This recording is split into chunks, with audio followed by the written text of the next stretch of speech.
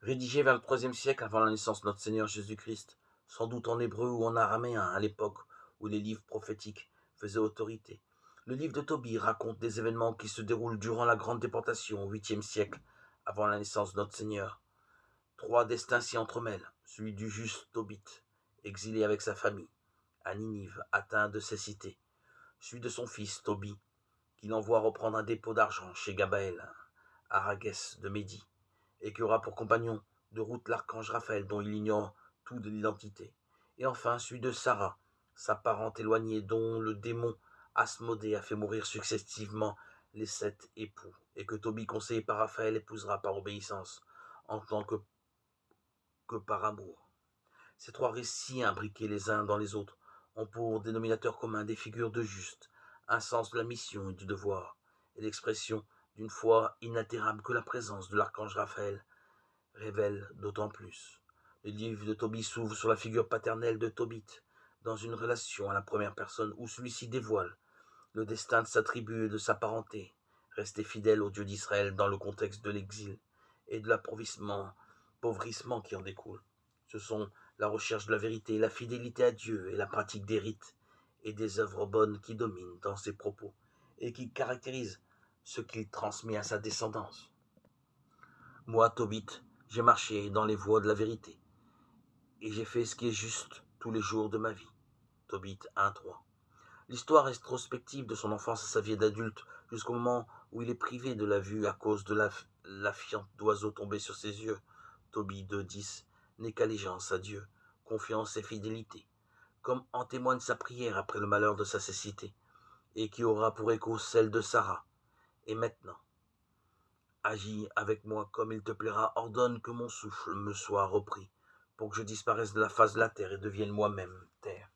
Tobie 3.6. Entre le moment où Tobit entre dans l'obscurité de la cécité et celui où il envoie son fils reprendre son bien, en Médie, Tobit 4.20, prend place le récit de la personne de Sarah sous l'emprise du démon Asmodée, dont le nom d'origine persane signifie celui qui fait périr. La souffrance de Sarah devant la perte tragique de chacun de ses époux, le soir de leurs noces, la conduit à désirer la mort, et dans cette obscurité de l'âme, sa prière rejoint celle de Tobit. Et maintenant, j'élève vers toi mon visage et mes yeux. Parle, que je disparaisse de la terre. Tobie 3, 12, 13. C'est à ce moment que prend place le récit du long voyage de Tobie, dans un tissage des destinées qui s'éclairent l'une l'autre. Son père lui confie non seulement la mission d'aller reprendre son bien chez Gabaël, mais il lui rappelle tous ses devoirs de fils envers sa mère, envers Dieu, en se gardant dans la pureté du corps et de l'âme, et envers ses frères en pratiquant l'aumône.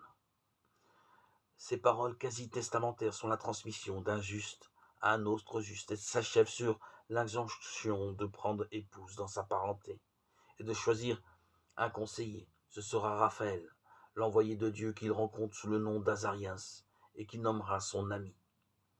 La présence de l'archange Raphaël, donc, dont c'est l'unique mention dans l'Ancien Testament, ne fait que confirmer la voie tracée par le Père, mais elle l'éclaire de la grâce de la miséricorde de Dieu. Ainsi, depuis le moment où Tobie l'engage à l'accompagner jusqu'à celui où il déclare son identité, après la guérison du père et les noces du fils avec Sarah, Raphaël n'est que sagesse et clairvoyance, visionnaire discret d'un destin promis à la plénitude de l'amour de Dieu.